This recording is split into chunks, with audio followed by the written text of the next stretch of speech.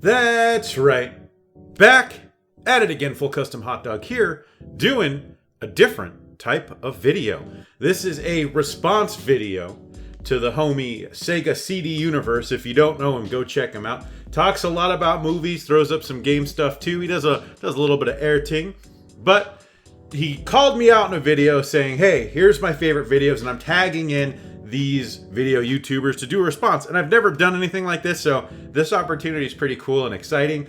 I'm gonna tag a couple guys that I know that do some similar stuff. Nasser, Rabati, and Fritsky. You guys on your channels, if you're watching this, do some videos like this too. Maybe you guys tag people and then they tag people. I'm gonna link both Nasser's channel and Fritsky's channel in the comments, so subscribe to them and check them out. They're both doing really cool stuff. All right, so how this works is Sega CD Universe, also known to many as Vampire Mike, or as I call him, Dracula Michael. He goes through every genre and he tells you what his favorites were. So that's what I'm gonna do. Here we go. Starting off with horror. If you know me, you already know the answer to this.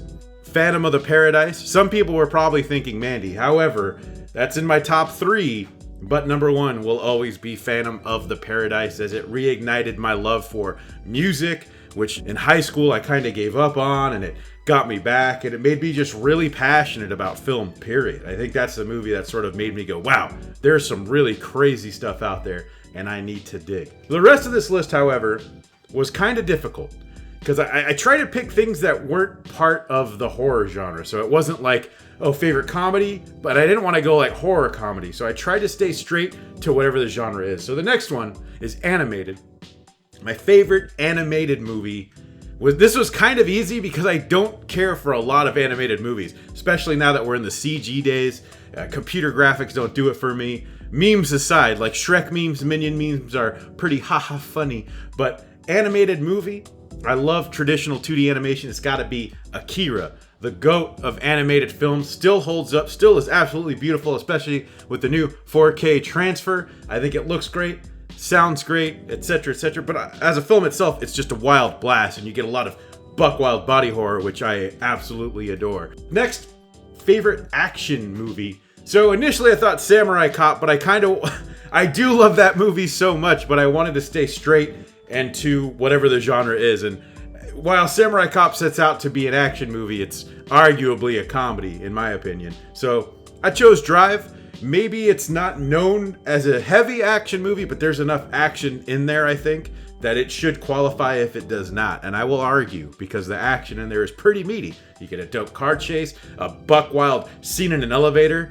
which, yes, the action's a little one-sided. The motel room raid is a crazy, crazy, crazy scene. And I do adore Drive. Next one, SciFi, is a film called City of Lost Children. To pick a favorite from the genre was a little hard because there's a lot of sci-fi films that I really like. And then I kind of thought, well, which ones do I love? And City of Lost Children is one. If you haven't seen it, it's a French sci-fi film directed by Jean-Pierre Jeunet with also, looks like Marc Caro. But Jean-Pierre also did the infamous Amelie. I don't want to say infamous. I guess that's not the right word, but a lot of people love Amelie. A ton of people. He also did Delicatessen, also did Alien Resurrection. But to me, City of Lost Children is easily his best film. It's so wild, so imaginative. If you don't know what it is, it's sort of this like steampunk thing. I don't even know how to describe it. Like steampunk in the 20s, I guess. And there's a lot of cool, weird technology. And this guy, played by Ron Perlman, is a strong man and is looking for his little brother. And he has the aid of a young girl, and they're both trying to get to the bottom of where this little boy is. And there's a cult that may or may not have him. And it's got such great atmosphere, awesome colors. I remember seeing the trailer for this the first time, way back in the VHS days. Once we finished watching the movie, I watched that trailer at least a few more times because I couldn't believe what I was seeing. It was such a unique film. I think it came out in 95, it looks like. So seeing a trailer for it around then was something just unbelievable. So if you haven't seen City of Lost Children, watch it. Next one is comedy. Now this was a hard one. Total toss-up. I had a few things here. Some things leaned a bit more toward horror. There was one that I just really liked. So I had to pick the one that I love, I felt. And that I think, I'm pretty sure, with my heart of hearts, has to be UHF. Something that still holds up. I watched it recently, actually, and it's still just as fun as it's ever been. And I feel like it's a movie that I could recommend to a lot of people, even younger people. I think this would hit well with. Some comedies, I think, don't age very well. And I don't know what it is about this movie, but I think it ages, and I'm hoping it's timeless, because there's some still fantastic jokes, and I love so much in this movie. If you don't know what UHF is, Weird Al basically inherits a TV station, has to do the programming. So he gets into some pretty fun parodies, things like that. It's a total blast. Next is Western. Now, I'm not the biggest Western guy. I do love some shitty Italian Westerns, of course, right? What's a full custom hot dog video without talking about Italy for a second? But I guess this is an Italian Western too. My favorite, it would have to be The Great Silence, directed by Sergio Corbucci, who also directed the original Django. Came out in 1968 and is such a killer movie. This is one of those Westerns that I feel like I could recommend to people even if they don't like Westerns. I think this is just such a good movie. Some people just don't like Westerns. It's about a mute gunfighter. He had his throat slit as a young boy by a bounty hunter. And so he's kind of just the stereotypical badass cowboy, doesn't speak, and just kicks cheeks, just beats cheeks all up and down.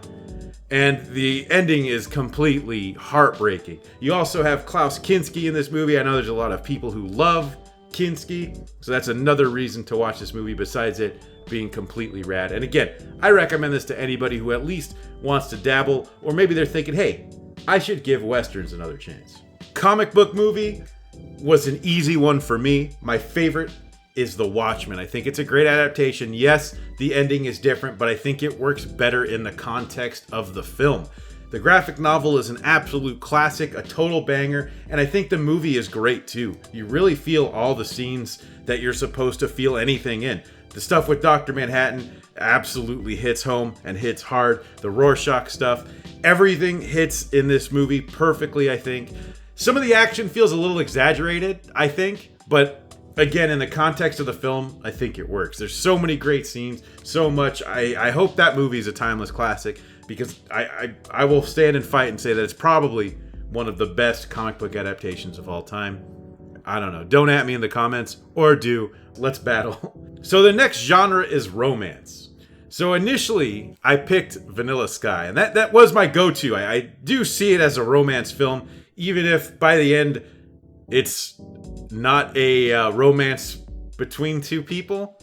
It may not make sense until you watch the movie, but I do think that there is a lot of romanticism in Vanilla Sky. If you haven't seen it, Tom Cruise plays a rich boy who ends up in a terrible accident due to Cameron Diaz being completely crazy. And so he's sort of getting his life back together. He had a magical night with this wonderful young Penelope Cruz. And then things are kind of rough because now he's sort of disfigured. And that might sound kind of like a boring romance movie, but there's a little bit more to it than that, which is why I like it so much. I feel like a good romantic movie should also kind of break your heart at the same time. And this movie definitely does that for me. And this movie is also a remake. And I have seen the original. I've seen it one time. And I think I actually like this version better than the original.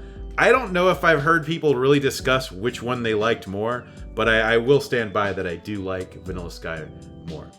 I'd like to revisit the original though. It's been a while.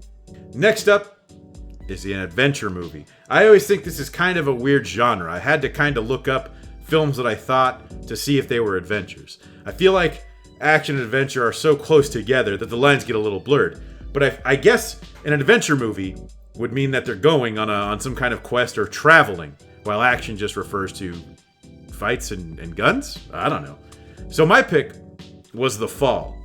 Tarsem Singh, if you haven't seen it, highly recommend it. Highly, highly. Easily one of the most gorgeous films I've ever seen in my life. They've shot in, I want to say 200 locations, but that's probably an exaggeration from the real number that I had stated at some point. But a ton of locations, and all of them are so beautiful. It's incredible. It's an absolute shame that this movie didn't win any kind of Oscar for cinematography or anything, that not more people have seen it or heard of it. But absolutely, if you love movies, I think you should probably try to buy this right now because it's amazing. It's basically about a stuntman who gets injured, played by the wonderful Lee Pace. And he's in this hospital, and this is all taking place in like the 1920s or something, as he's a silent film stuntman. He's paralyzed, and he's hanging out with this young girl who was injured I think she was picking oranges in an orange grove or something. So it's kind of adorable, their relationship, but she also wants him to tell her a story, so he makes up this idea about a band of adventurers, and they're gonna go fight the prince. And this sort of reflects what's going on in his character's own life, with losing his love to another guy, and all this stuff is happening. But what's really cool is that the story is being told by Lee Pace's character, and the little girl is interpreting it in her mind. So she's kind of seeing the things that he's saying, and they might not seem right. And I think that's a really neat twist, and this is so great on rewatches too. It's just an awesome movie. Like I said, one of my favorites of all time, and if you haven't seen it, make it a priority. It's truly amazing. I don't know anyone that doesn't like this movie, and in fact, I don't want to. Next one was drama. This was kind of a rough one because I don't watch a lot of drama, so I looked up a movie that I truly love. I know I'm saying that a lot here, right? I'm saying movies that I truly love, but I do love a lot of movies, and this is a list composed of them. So I looked up this movie, and it technically, IMDb said it's a drama. So legally, it's a drama. Naked Lunch. Another film that I truly love. This film changed my life. This is in my top 3. It's probably like Phantom of the Paradise and Naked Lunch and Mandy. Those are my top 3 films. Naked Lunch absolutely had a positive impact on my life. And it's kind of weird. I always feel like it's weird when you hear people say that, right? When people say that this piece of media changed their life. But Naked Lunch is something that truly helped me think outside of the box in terms of how to do everything. For my own personal writings or my own personal projects when I work on music, even some of the video editing stuff, even though I don't do anything crazy, but it has kind of helped me with my brain and sort of think in a different way. Because part of the movie is to exterminate all rational thought. If you haven't seen this movie, it's sort of based on the book written by William S. Burroughs and sort of based on William S. Burroughs' own life story. The main character, William Lee, is a exterminator, and he shoots his wife in a game of William Tell. She put a glass on her head, and he was supposed to shoot it off of her head, and he accidentally kills her. That's the real story. He actually did kill his wife, did 2 months in a Mexican prison. In the movie, he ends up fleeing to Tangiers. All the while this is happening, he's hooked on heroin. Or, I don't think it's heroin in the movie. I think it was heroin in real life. In the movie, it's a bug powder. And I know this is already pretty wild, but throughout all of this, there's a lot of things that are happening. He meets an agent called a mugwump or something. That's this green lizard creature that releases jism, and they call it jism. I'm not being gross. He releases jism from its top head tentacles. William's typewriter becomes a bug with a talking butthole that he ends up feeding bug powder to, and the bug tells him how he's an agent on a mission. There's interzone, and so you have all these very strange things sort of colliding, where you have things that may or may not be real, that never gets explained, and I like that a lot. It's just fantasy and reality completely blurred. You have that mixing with the book and Burroughs' life to form this wild pastiche of just a crazy adventure. I guess Crazy Adventure's given it too much credit. It's more of a rambling drug binge of... It's a depressing movie. It's sad. And so, directed, of course, by David Cronenberg. Well, probably my favorite Cronenberg movie. So, Naked Lunch is easily I could rant about Naked Lunch forever, so that may not have been the best pick for this. Lastly, Sega CD Universe took it upon himself to add a genre, documentary. And so this was kind of hard too. I like a lot of weird documentaries, but I'm trying to think of documentaries that I truly love, right? So, for me it was American Movie. If you haven't seen American Movie, I highly recommend it, especially if you want to get into filmmaking someday. American Movie is a documentary about 2 low-budget filmmakers as they're trying to make their film Coven, which they pronounce Coven. I think they're somewhere in the Midwest. I want to say Wisconsin, but I could be wrong. These guys are just 2 incredibly goofy guys. These guys are such oddballs. People didn't believe that this movie was real, but I completely believe it's 100% authentic. It's such a wild watch, so interesting that you have these 2 oddballs chasing a dream, and it makes it such a wonderful movie that's not just hilarious, but also kind of heartwarming and endearing. Because, man, if you got a dream, you got to go for it, right? But anyways, that is enough out of me rambling about movies. This is probably too long already. But anyways, I'm your host, Full Custom Hot Dog. You can follow me on Twitter. It's Full Custom Hot Dog without the last O, because that's just too long for Twitter. So, thank you all for watching, and until next time. If you like what you see, I love what I see. Make sure to hit that subscribe button and the bell for notifications so you can watch whatever comes next. And if you like the music you hear, you can follow me on SoundCloud and Spotify. Check the description for links.